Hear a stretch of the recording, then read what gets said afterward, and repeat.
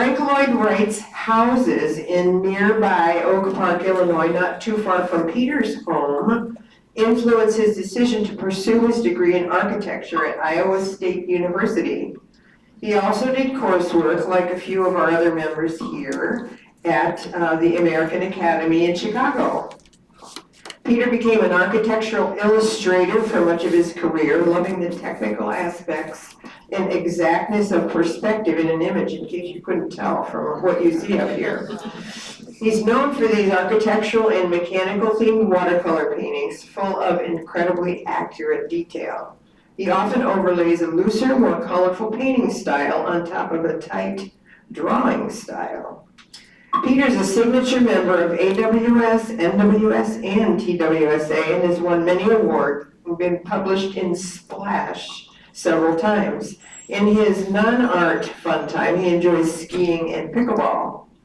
Much more about Peter and his work can be found in our Guild newsletter and on his website, peterillustrator.com. Let's give Peter a warm Guild welcome. All the way to the left or right. The last time I go, I'll just do a bolt. And then I end up, well, there should be some composition to it because everyone talks about composition. Point into this camera right there. So I ended up with a bolt and a half, I don't know why. And then this paint, and then all this texture, and I thought this added something, I don't know. If I did it, maybe I would crop it, so it's like that, I don't know. So I always end up with more than I should. So that's what I started with. I went around, just finding something to paint was hours. This is just, let's see if it, you can't really, it's just the yellow paint on the road. And it's a great example of essentially what I did. And I should have just done that. I mean, just finding something to paint for the demo is hours of work. Everything's, because that's what I do. Look at that one.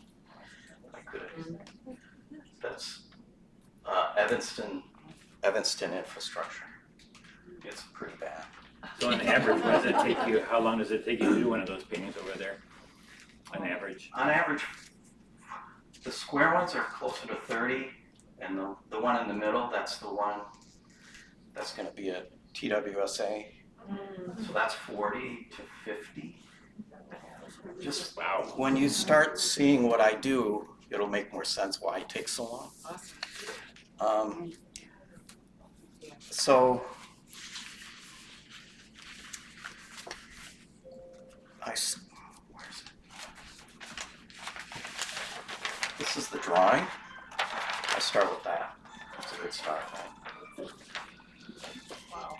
So, and I was going to do it multiple times. I did it twice. So I didn't want to, draw from scratch. So I do it on my iPad.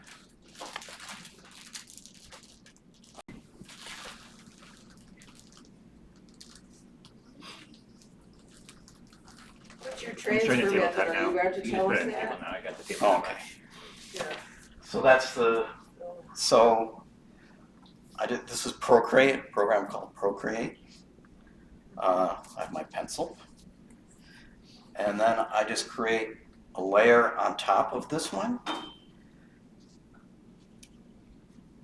There's the drawing. So then I take the painting or the photo and I lighten it like that.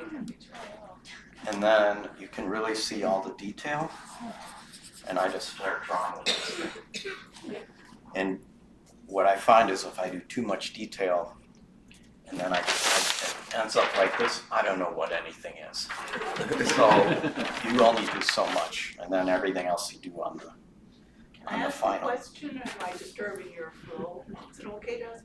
So your drawing, do you do a lot of, notice your pencil drawing or your ink drawing, a lot of notes. So do you make notes of the different areas or you just draw what you see? I just draw what I see. What I do is, if I have compositional things I'm trying to work out, Yeah. I'll do sketches or I'll do it in Photoshop. Yeah. I'll move things around. I actually moved, there's a bolt on top right here. It was over here and I slid it over there, but I did it in Photoshop. Maybe you can tell I didn't really do a value sketch, a compositional sketch of this, and it kind of shows. I think the composition could be a little better. So that's how I started, and I can get very, very, very, very complicated, like the bridge in the middle again, or any of those.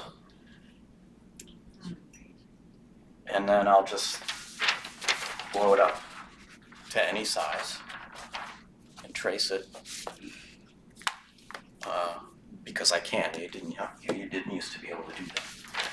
So then it's on there, and I'll start, just to sully the paper, I'll start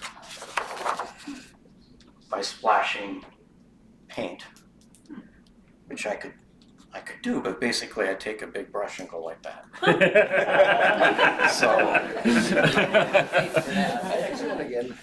So I masked where it's lightest, these spots where it's lightest. And then I just do, this time I'm doing all this other texture because it's closer in, I'm doing a tighter texture. I didn't do too much.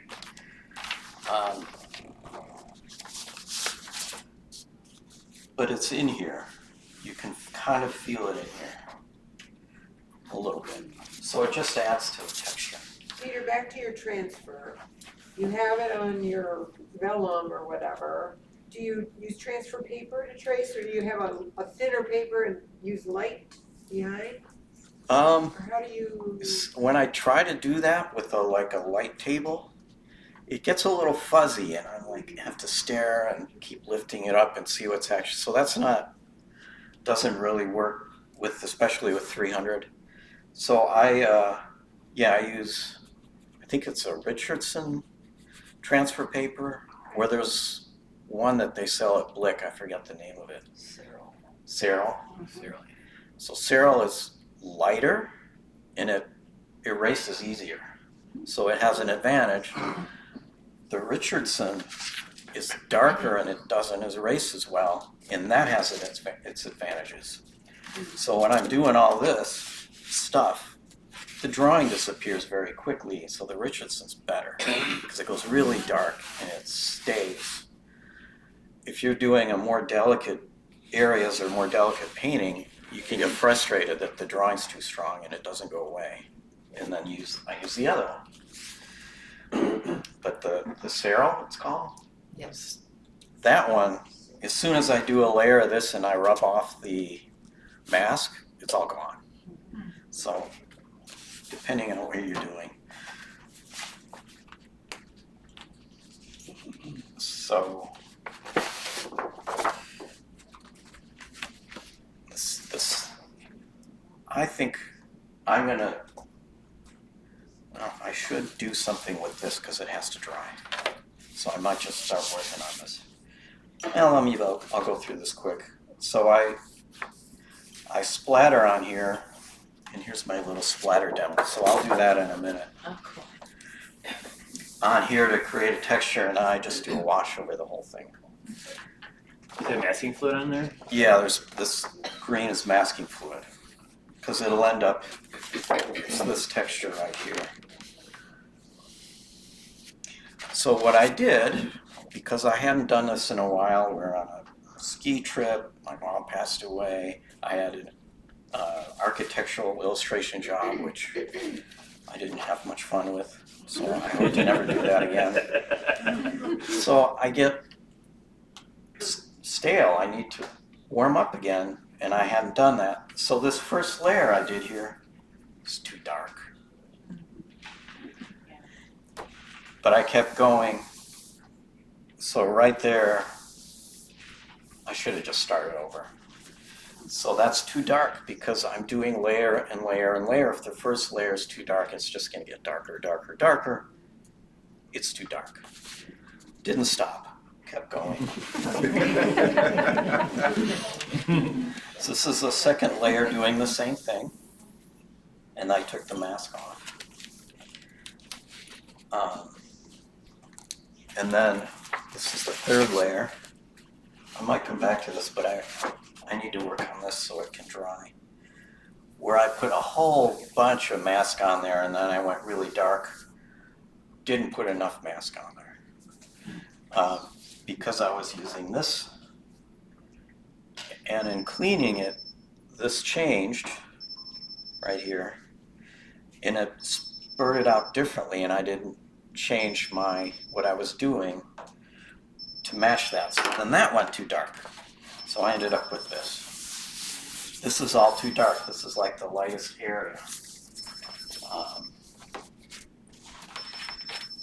Where'd my original photo go? Here. This is like the lightest area. It should be pretty light. And it's really dark. So I'm like, well, I did it twice. You get kind of lightheaded blowing with these things. I'm like, I think I can make this work, which is what I always think. So I went from this to this. So, and I'm like, well, I mean, it's screwed up and I gotta go in and do a screwed up demo. And then I go, well, they asked me to come here, so I because it's what I do. I always think I can fix it. So I think I can fix this. All right. I think overall it's a little neutral because I think this could be lighter. But considering how much damage I did to the paper, it doesn't look that bad. So I'm gonna start pencil. When you say you damaged the paper, did you try to lighten it with a magic eraser or something like that? Oh, you'll see.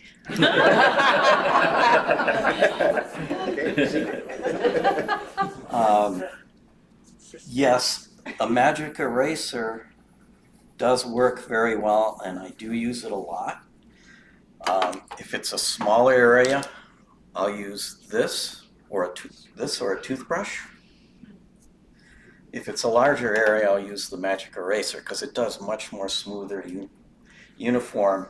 But I don't want to just do that with this texture. But you'll notice I'm going to end up obliterating all this texture that I put in here. So I'm basically starting over.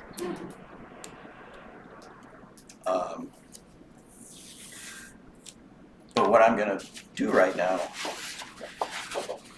this painting is pretty much, this is what I'm going to do. I've had it. You mentioned Ingrid Albright. I go to her studio for her to give feedback on my artwork, so she does. She's good. It's worth taking. She's teaching a workshop because I use her for composition. She didn't like this.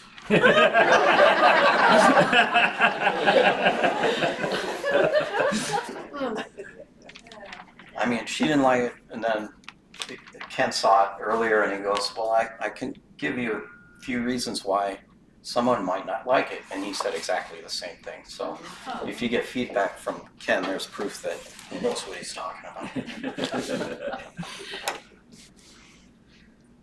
What else I gotta do? See, everything is time consuming, and then I get nervous you guys are sitting here watching me.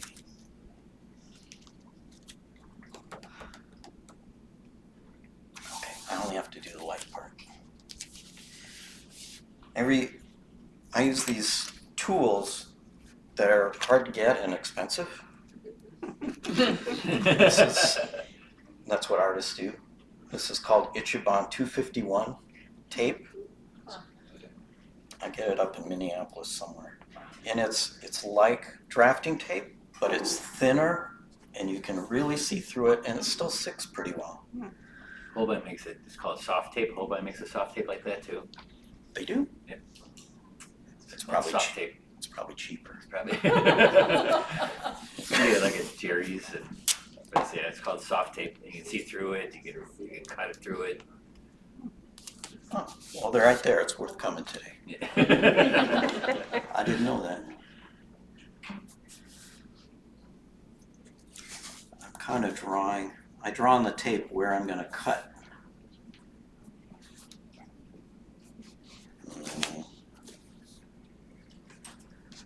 I didn't know anybody else made that, so that's good. It's good to know.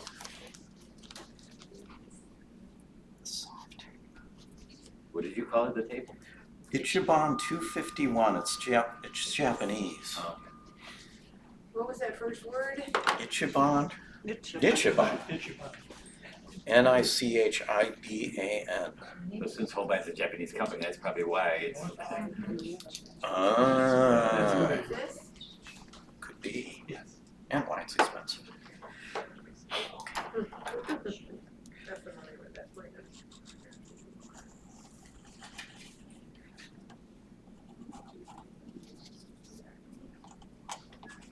Yeah, this feels very personal what I do, and it is hard to try and do it. That's a cool word. So you're not cutting hard enough to go into your painting? That's what I was wondering. No, so like this is a deburring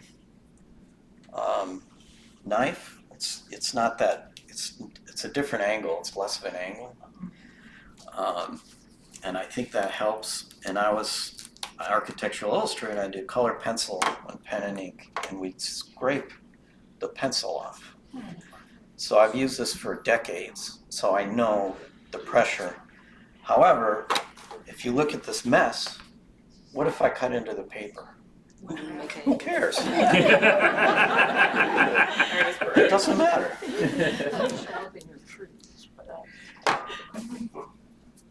You're gonna soon see that nothing matters. Because I'll do anything. I'm gonna try to make this work. I'll do anything to try to make it work. And I'm trying to create textures, and textures are the result of years of weathering. So what better way to simulate years of weathering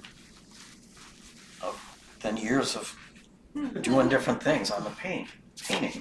And I think it does help. Like in this, if it's just, I'm gonna try a texture and I just do this one thing, it just looks like I'm trying to create a texture. But if I do it 5 times, it feels very different. It feels more like a real texture. Often people do kind of run a brush real quick to create like a wood texture. And it looks like somebody pulled a brush across to make a wood texture. It doesn't look like a real texture because it's much more subtle than that. So I think you need a lot of layers to have a successful texture. So I'm just gonna work on this thing till we run out of time.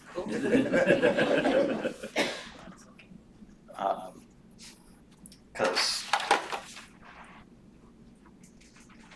it's just purposefully time consuming because I got nothing else to do.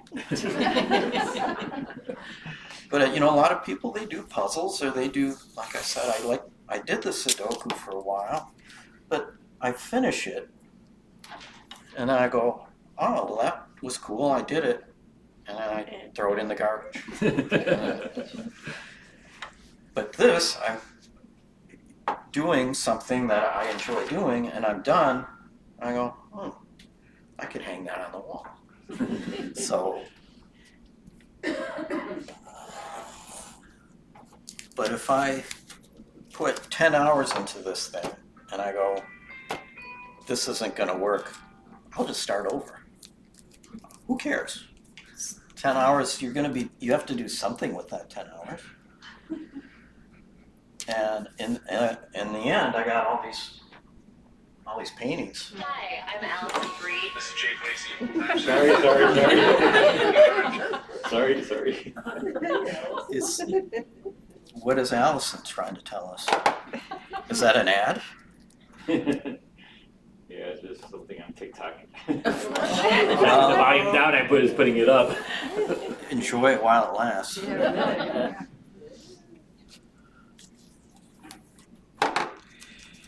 Because that's going to be gone soon.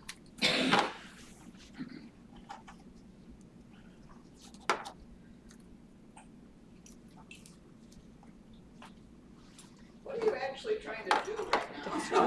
So, what I'm trying to do is,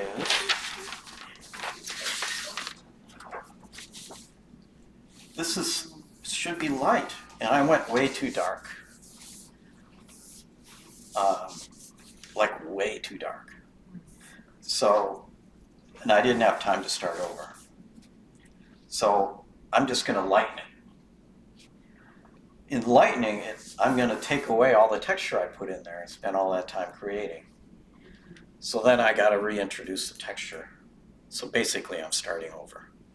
But I do this, like I just showed you with this painting, I do this all the time. It's exactly like this. Or all of this here. So you're taping off the background so you. Yeah, I'm taping it because this is the top of the bolt. Oh, that was your actual question. What am I doing with the tape? The side of this bolt is really light. You notice the top is dark? Does that really matter for the composition? It's probably fine. But it matters to me. Why is it dark? That doesn't make sense. It's the same plane as this. It's the same material. Why is that?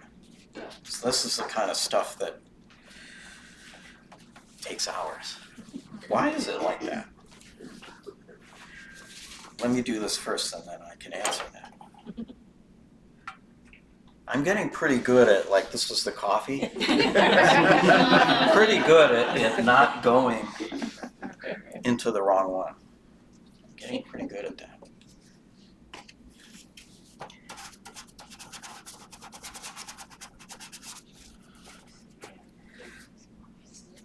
What's interesting that happens, and normally with watercolor, to half scrape something out like this is a really bad idea, because basically all you're doing is mushing all the paint into the paper and all the luminosity's gone. So, do you make a conscious effort to use colors that you know will lift well? I do overall try to do that. Like a peacock blue or a phthalo blue that's going to be a tough one. Yeah. But you get more trouble by, as you're painting a wash, kind of going back and forth like this. It's going to mush the paint into the paper, and that's going to be even harder to get off than a staining color. So as long as you put it on cleanly, things tend to come off pretty good, even if it's a staining color. Let's top it. I didn't notice right away that the bolt was dark on top, and that didn't make sense. And these are the kind of things that I think a lot about. This is so dark. This one's even darker than the one I did. So I think I'm going to have to do even more. You only use Arches papers, so just like that? Well, it's the best paper for doing all this stuff. This is near right up here is nearing the limit of the paper, if you can run your hand on it. I think the top layer is completely gone here. Have you found any other paper that's as tough as like an Arches? Well, the Laura McCracken is always, as I mentioned earlier, he's always pushing the Fabriano paper and the Escoda brushes, and he's a very aggressive guy. So he got me to try the Fabriano soft press. Or the Fabriano Artistico soft press. And it's pretty close to Arches. Not quite, this will start to fall apart, which actually is helpful sometimes. That one will fall apart a little faster. But it's not bad, it's very similar. So I don't mind that paper. Can we cover it by adding some watercolor grounds or something? Well, I often use this multi-sizing, Holbein multi-sizing. As soon as I scrub like this, it's starting to pull the sizing out. So I put it back in.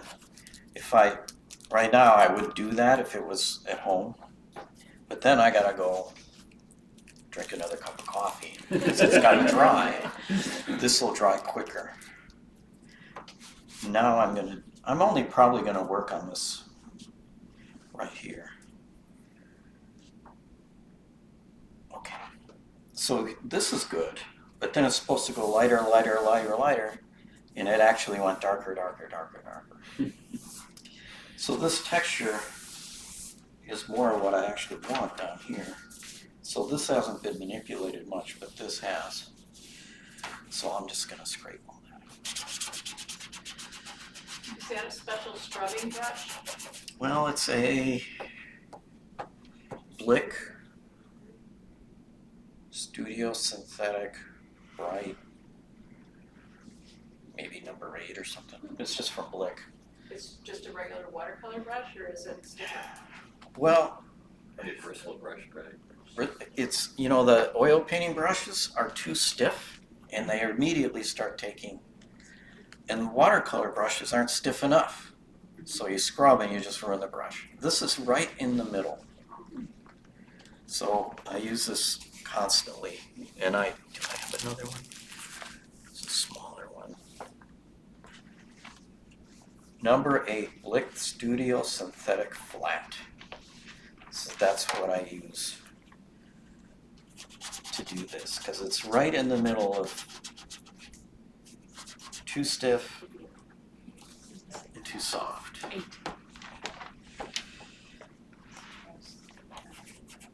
And I think I got that from Harold Allenson. I think that's the brush he used.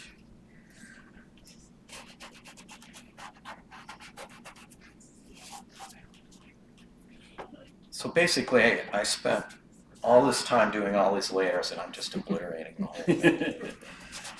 It's just... How many layers was on that semi-estimate? 1, 2, 3, really 3, 4. And you put one on and let it dry and then put another one on? Yeah, that's why I didn't want to make you watch that part. I'll just go that far. And I'll stop there. So I took all the texture out. I have to reintroduce the texture now.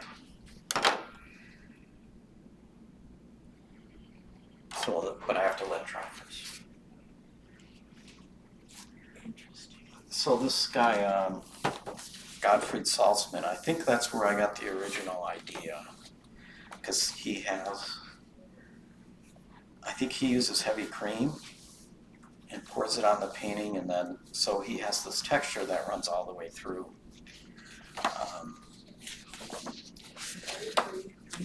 And I think that's where I got the idea. Are you talking about real cream? Yeah. Really? Yeah, but it's really thick. You have to dilute it some, but it's like a mask. But if you scrub it, you can scrub it off. It's not as harsh as a masking fluid, so it's... You like whipped cream? Yeah, it's pretty heavy. If you put it on pure, it's like ends up being really thick and sticky. You let it dry, or?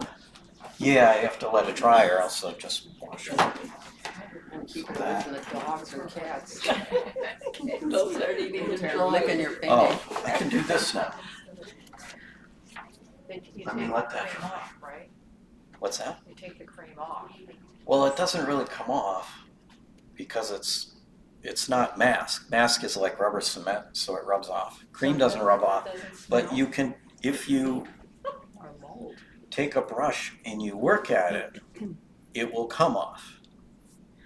It's a resist, but it's not a permanent one. Not like you can use like crayons or wax, but you can never get that off. Yeah. But the cream you can get off. So like But it- dairy cream? Yeah, yeah. I didn't think of bringing it, but Would you Just buy it don't in the allow a cat in your refrigerator studio. case and all that? yeah. You just. Okay. But I think I'm finding you have to dilute it some. But it's not. It's the mask you can just pull off and you get this. You can't just pull it off. But if I want to soften this edge here, I can do that with the cream. Because if you scrub it, it'll start to come off. If you overwork your painting, it'll all disappear. But it takes some work. If you don't do that, it's a resist. So it's somewhere between one thing and the other. Well, this is already pretty dry. So I'll do, while that's drying, I'll do these are like the 3 levels of texture I usually do. And the first one is with this mouth atomizer. And this is one layer, and let's see if we have time. I think the one layer of texture is not very effective, but as soon as you put the second one on top of the first one, it becomes more interesting. So that's why I do a number of layers. I'm gonna get your table. That's all right, you remember that. It's our table. It does come off pretty easy. So you have paint in there, it's not PBO? It is people. It's PBO, so you're gonna shoot that through your atomizer? Well, maybe I'll just do this. Yeah, I'm just gonna do that. And if this one dries right away, I just kind of blow it on my hand.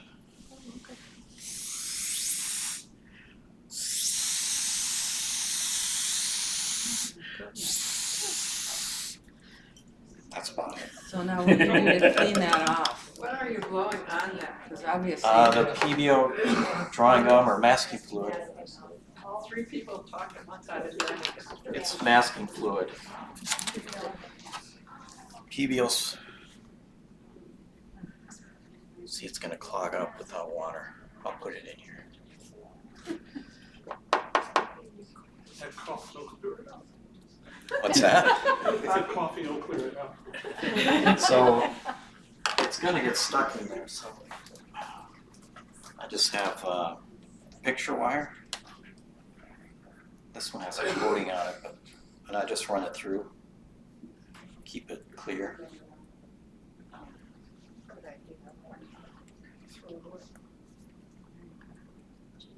No. Well, I'm just That's your my dentist teeth are really pretty loves strong. you. Ted Nuttall, Fancy you do that. when I took his workshop, and he's constantly licking his brush. Oh. That's pretty bad, and every time's going, that's pretty bad. It's like, but I think it's pretty bad. That's one. Now the second one. I know this was about. Oh, here it is. Is the window screen. And this is the one I use the most. And I have no, it doesn't work that, it's kind of complicated, but I haven't made the effort to find a better way. So I just do this one.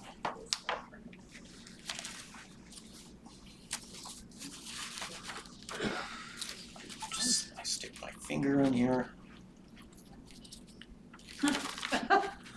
put it on the window screen. Could you do that with a brush? I do it in the brush, and I blow it through the screen, and it gives a much bigger texture than this one. Yeah. You go, why don't you just use a toothbrush?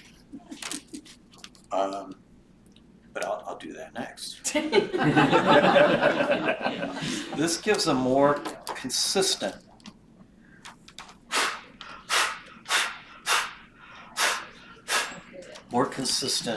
texture than a toothbrush.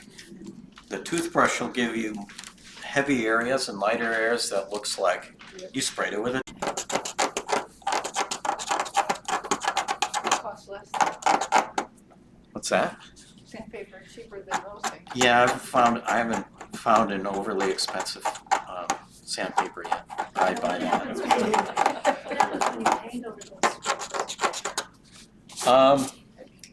Well, now that you ask, I'll just, Can you repeat the question for the folks in the back to hear, please, Pete? the question, We didn't hear her, what did you say, Ann? Oh, I said, what happens after you scrape the paper? How does the water go along the paper? well, I can already see that I'm only gonna scrape this area, because otherwise you're gonna watch me scrape all the way, which I did here. So I'm gonna scrape this area, and one of the things I might do is put the sizing on it. But there's really still a lot of sizing in there, because there just is, but I often do that. I'll put the sizing on, but then we have to sit and wait for the sizing to dry, so. So the I'm not- sizing fills it up, No, it just reintroducing the sizing that's in the paper, but you'll see in a second. As soon as I start doing this, anything goes, and so I can tear it apart, build it back up, tear it apart again, until there's no paper left, but there's a fair amount of paper. So is it like sealing the paper after you've scratched it, The the sizing? sizing, I wouldn't say sealing, it's kind of a resist to the water so it doesn't get blotted up in there. This area right here, it started there, but I did not use any sizing on here, and it worked fine. Do you ever use a brush to actually paint? I haven't, have I? All right, there's an error. When you say a wash, though, you'll probably spray it again on top of that? I might. What would happen if I spray mask on this again, it will start pulling it off even more, and sometimes that's nice.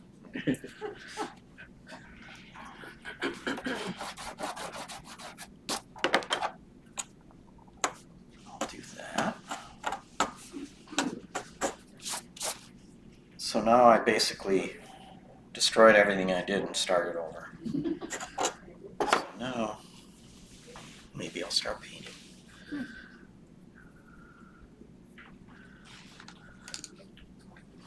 So it's kind of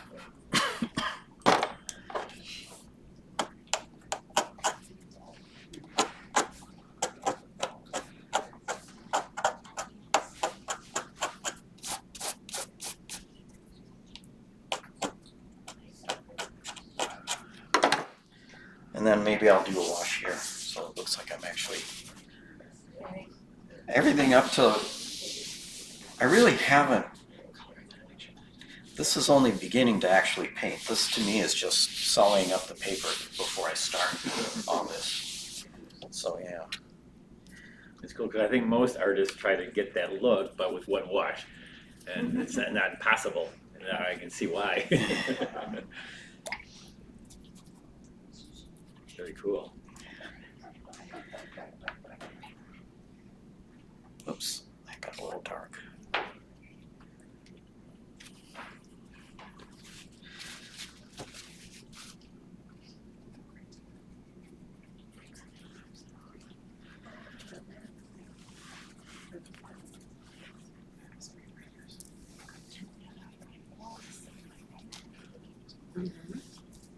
It's so you can maybe see how that, it's a little strong. That's not a bad texture. I'm also using one color. This wouldn't work too well on 140, would it? You can do it. It doesn't work as, I mean, you don't have as much layers to work with. So that's not a bad texture. However, a lot of these are too light. When that dries, I'll go in with a small brush and start doing something else. If the texture feels too strong, see how this is quieter than this. I did the same thing here. I can strong, so I'll start. Oh, these are, Angus McEwen, he does from Scotland. He does very meticulous textures, also very realistic. I like that too, obviously realistic, but I like some sense of it's a painting, not, just trying to be realistic. So that's why I have these splashy things. It looks kind of painterly at the same time. But he designed these brushes, and they got these short, fat handles, which I like, short, fat handles, and it's a really good length. This one I use constantly. So it holds enough paint. The thing with little brushes, they hold no paint. So it's perfect. There's something about it that's really good if you're doing little details, and I really like them. What's the name of that one? Well, this one's, I think, it just has his name on it. I just bought it from his site. What's the name again? It just says McEwen on it, because that's him. So it's made in Russia, they make them, I think, and he has someone make them, and then he puts his name on them, and then he sells them. So I just went to his site. Oh, okay. Because the person that makes them for him was at Fabriano last year, and I met her. So I learned about them, and I really like them. I don't like these long handles. That's so you can do this. But I do this. So it's like really good for that. So I'll go in. So this is how this is layer after layer after layer. So I scrape off, there's these big sections. So Linda can see. Like right here. These are bigger, see these bigger white, lighter patches? I go, well, that's too big, that's not a texture. I'll go in, start subdividing that with other colors with the little brush.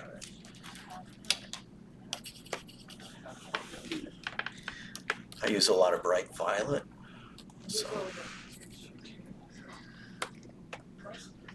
So I'm subdividing those bigger shapes into smaller ones.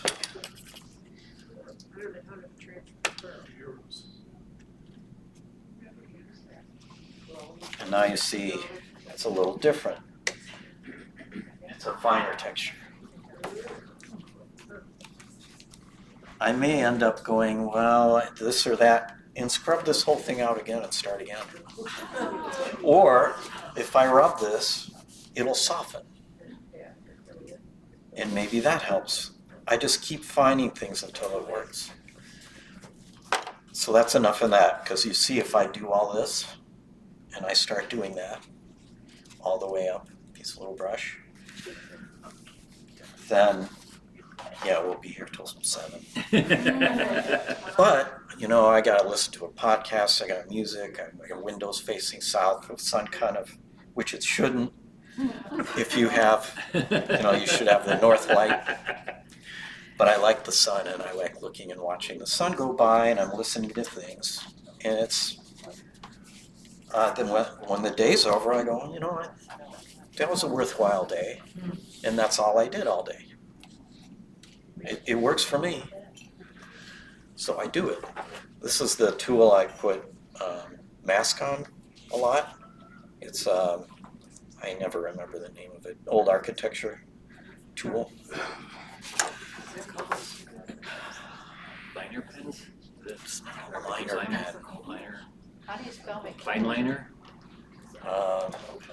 It's because before they couldn't do, they have tech pens with different, this makes different size lines. You asked, How do you spell it?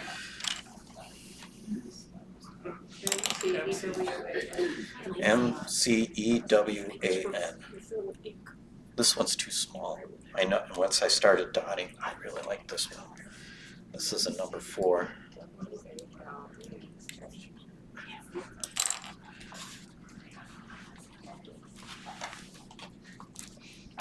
I'm gonna do, maybe I'll just do this, and then from there I'll talk about, Linda said much earlier, she said, oh, so you're gonna show us the secret, but I don't think this is the secret, I think it's something else.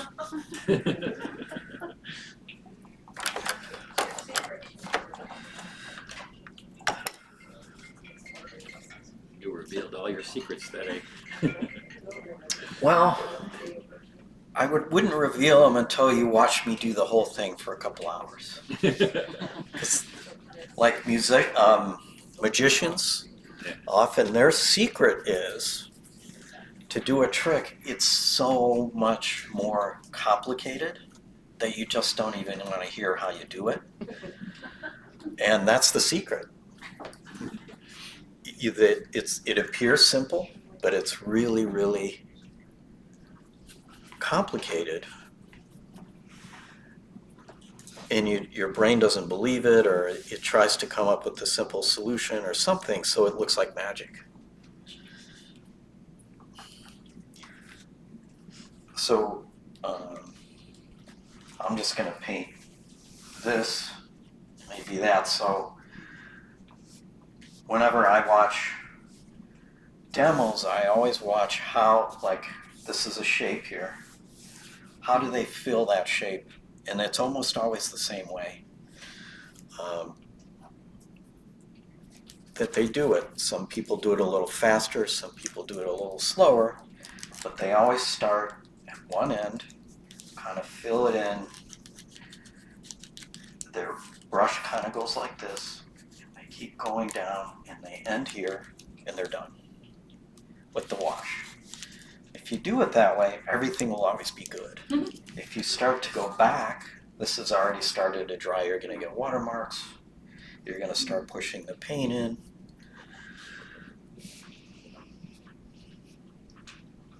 So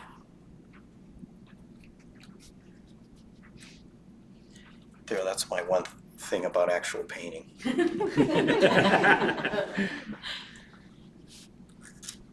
As long as I go, I'm not doing this, kind of moving the brush, constantly picking different colors. This is bluer here because it's this, so that's like, I usually use, this one's peacock, this one's manganese, I like more.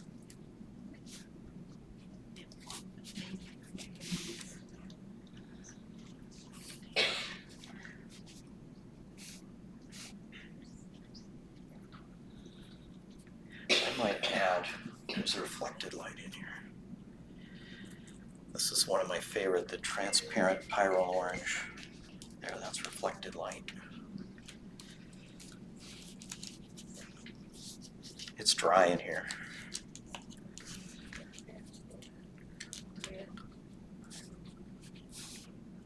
It would probably, the best practice is to have a little angle so it kind of flows down. I never do that.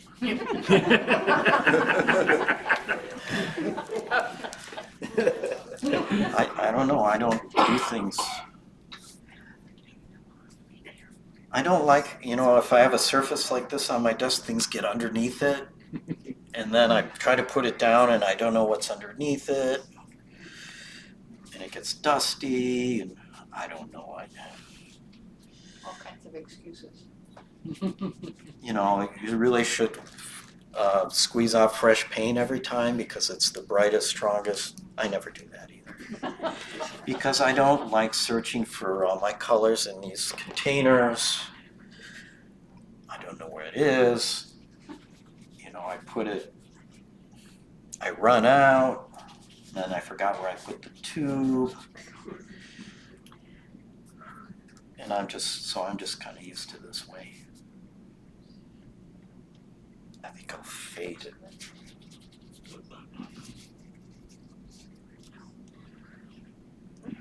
I didn't.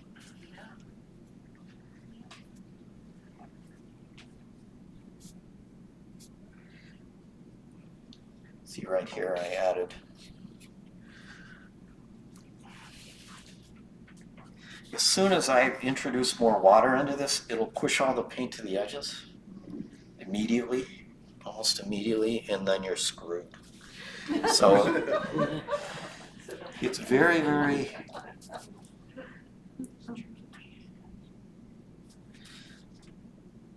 I shouldn't even do that.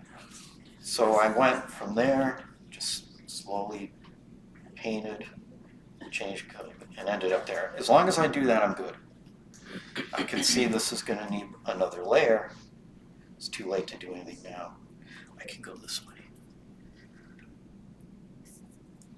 Actually, I painted into where it was supposed to be light. But we'll be gone by then anyway. I'm never going to get to that. So it doesn't matter. All right.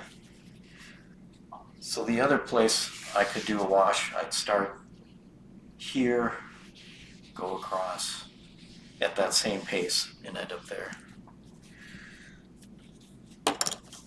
So I think I can do any crazy stuff as long as I follow. This is the architectural part. You know, this is from Arthur Guptill. You know, he's like a classic drawing basic things. He has these old books. So these are like the basic things that happen to volumes, like a cube or a cylinder or Rusty nut. that's basically halfway between a cylinder and a cube. It's both. So, yeah, there's a sphere, there's a cube. I think I only have the cube. Oh, there's a sphere. As soon as you see this, they're all the same. Whenever you see, oh, this is how rendering is. Simple, right? And then you try to do it, and yours is a little different, and you get confused right away. Oh, by the way, this is like kind of a smaller painting that's basically exactly the same technique. So I just follow this cube. It goes light to dark on top. And then this is the highest contrast, dark to light on this side, dark to light here. And the shadows, darkest right where it starts, and then more and more reflected light. This is reflected light here. This is a cast shadow. That's the cube casting a shadow on another surface, which is a table or another cube or something. So it's going to be darker. This is the box casting a shadow on itself. It's going to be more reflected light when that happens. This is everything I know. And then the same with the sphere. It's light here. Where it transitions, it's the darkest, because that's where your neurons are firing the most, going, there's a change. And then they start to fire less, you get more reflected light, and then there's that darker shadow, which is darkest right under the sphere and gets lighter as it goes away. It's exactly the same thing. Between those two, there's the third one. It's light, darkest, reflected light, shadows, darkest, lighter. Every time, same thing. Over and over and over. That's all I do. So this is an example. And I know it's easy to say, and it's not that easy to do when you get into all these different things. So this is, which one? This one. I just took it off the internet.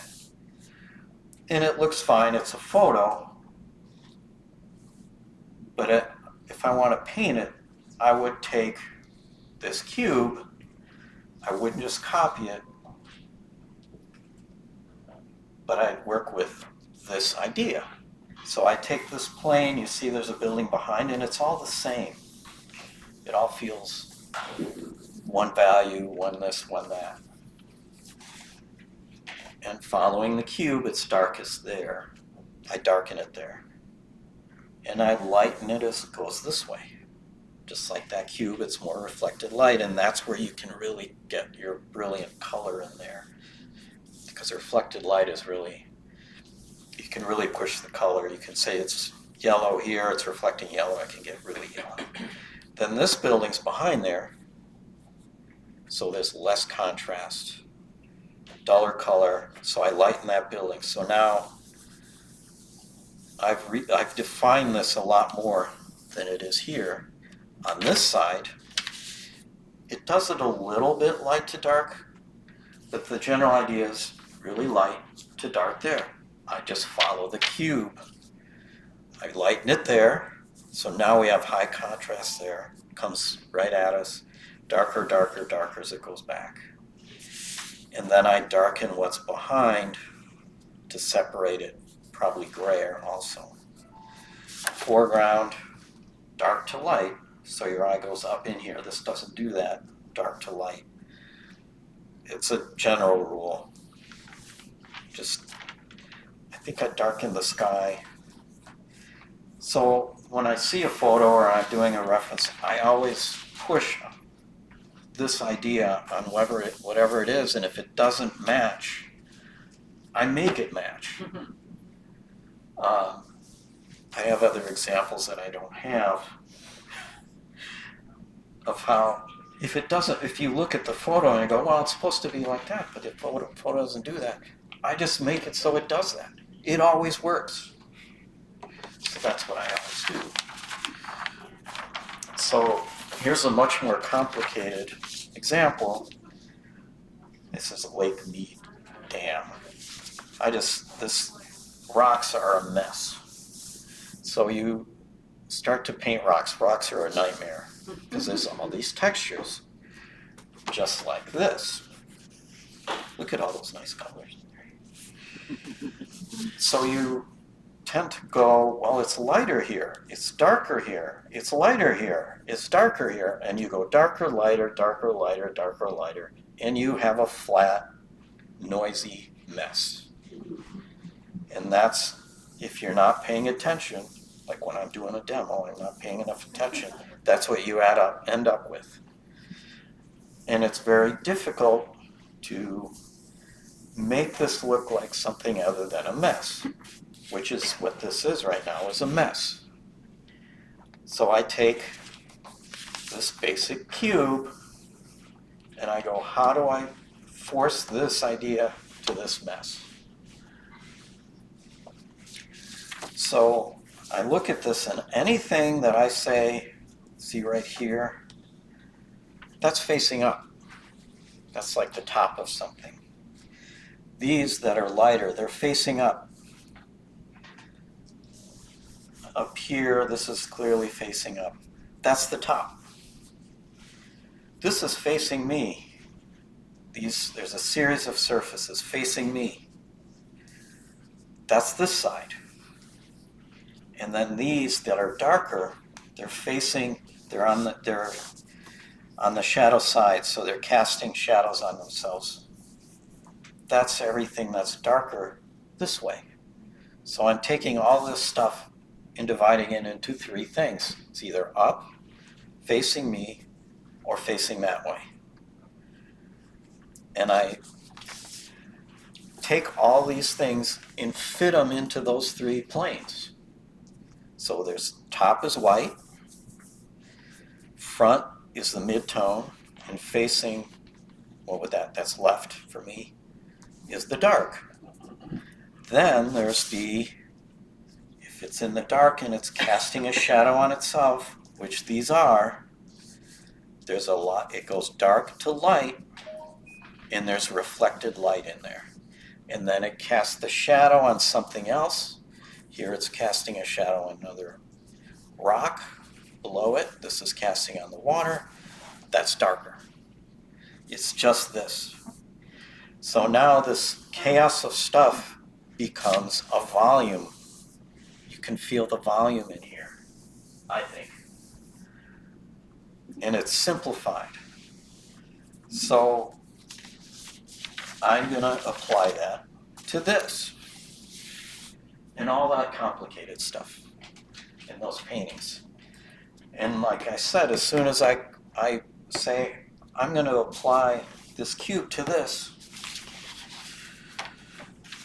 Hey, what did you say the book that you were using for the shadow? Well, this guy, he has a lot of books. They're like the Dover ones that are really cheap. What's the guy's name? It's Arthur Guptill. He does have you heard of him, right? He does a lot of basic little books. They're small Can and you spell that last name? Guptill. There's others. I mean, everyone shows you the same thing. So where's I have to go back and find my original photo. I go nuts printing stuff, and this morning I was going to print more, and the printer didn't work. And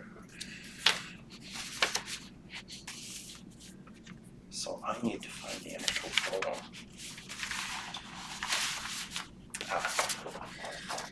As soon as I start going, well, I want this to look like the cube. Why is the top of this dark? Because this is the light. What's facing up is the lightest. So that's this. Anything that's facing this way. The sun it's a glancing angle this way. And I do think that's something I did capture here, that it's a glancing light on a surface. That's usually when you feel the most texture. And I go, but that doesn't match. It's the same material. It's the same surface.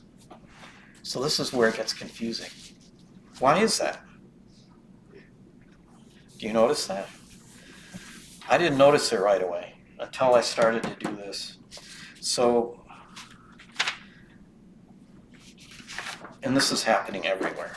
That's why it gets confusing. This is the whole photo. And this is the train I worked from last time I did the demo in here.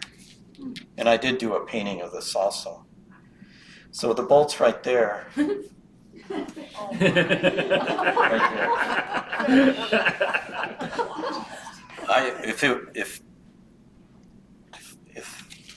I would have liked to done this whole thing, so then I would have been super barely started. So this is a glancing light, and there's this bar here. And that bar is casting a shadow on the top of that bolt. And then casting a shadow farther down here. So it's just, you can see, now that I look, there's a shadow right on the side here. So it's like this weird, unique situation that's happening everywhere around you whenever you try to paint anything. And I look at this and I go, well, technically, I guess if I just painted like that, that's fine. I think it works fine, but I can't take it. It doesn't make sense. I have to change it just because I like to do that. I like to solve these things and create a sense of volume to things. And it's these things that make the texture work. If it follows these rules, so you have a strong sense of where the light is and how the volume of the thing is, you can do whatever texture you want and it'll work. So my fight here with this is how am I going to do the texture and make it feel like this is kind of paint that's kind of sticking up here, sticking up, I don't know if compositionally it's supposed to have it that bright down here. But this bolt in the photo, the bolt kind of, it all runs together here.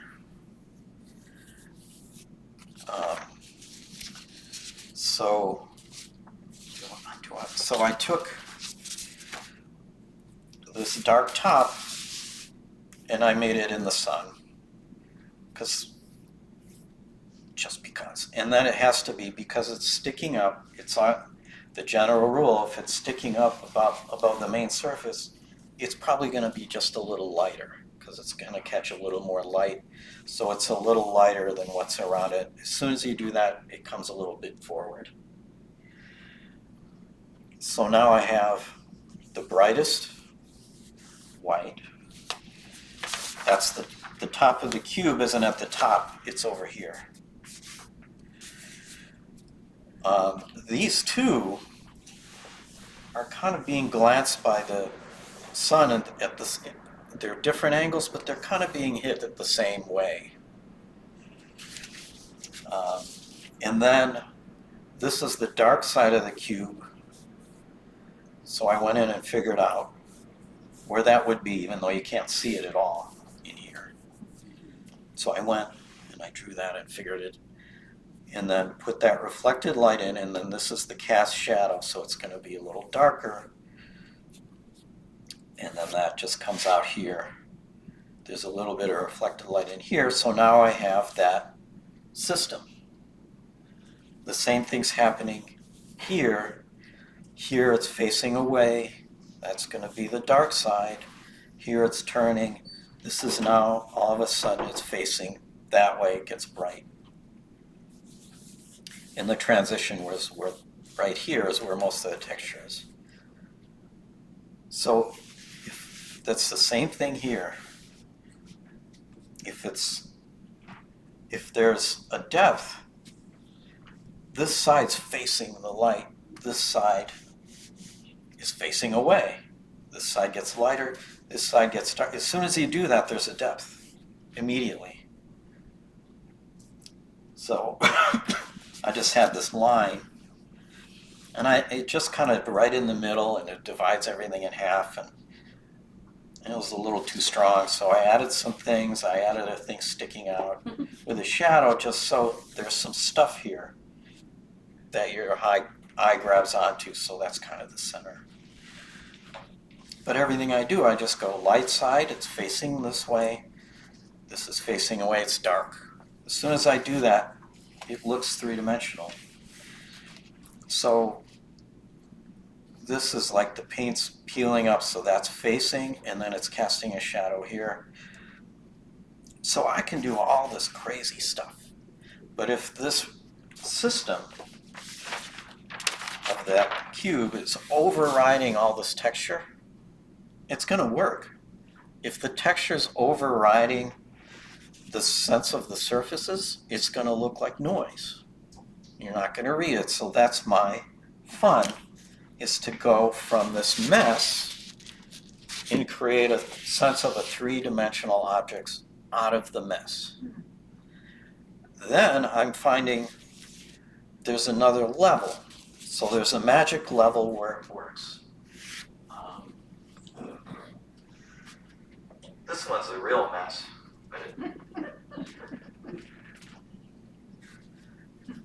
So this one, I don't think, since it wasn't accepted at TWS, I think maybe San Diego or something, I'll try.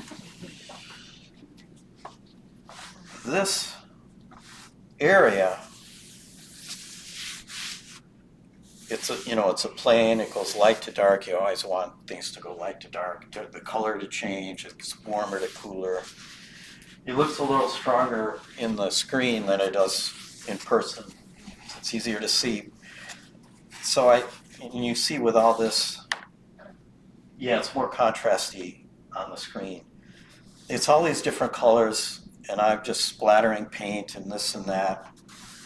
And then I take all that noise, and I take my little brush again, which is boring to watch, and fill in all the spots that are lighter, and lighten what's dark, and darken what's light, and make it all the same value. So it's a smooth surface with all sorts of different colors, but you read it as a plane because it's all the same value. But something happens if you go too far. All of a sudden it becomes noise again if you make it too smooth. So like in here, it goes from noisy to, okay, I see a design, a three-dimensional thing, and then you overdo it and it becomes noisy again. So this became too noisy because it was all the same value and your eye starts to wander aimlessly in it. So I had to reintroduce darker lines of texture to reintroduce some noise. And as soon as you do that, your eye starts to follow those. And then it becomes calmer again. And those are elements that you can use to guide your eye around, but they also, as soon as your eye, like that's why I tried to do this, there's kind of a dark here, and there's these, as soon as there's something your eye can grab onto that kind of lines up, it'll start following it. So this was an area where your eye could get stuck in there. So I did this a little, and as soon as it does that, it stops looking at all the other little things and starts following something. As soon as it sees this, it'll start following it. And then it will disregard all the noise around it. So it seems calmer. So there's this balance that I play with that I like to play with. Peter, I think we ran out of time. Yeah. All right, that's fine with me. Thanks so much. Thank you.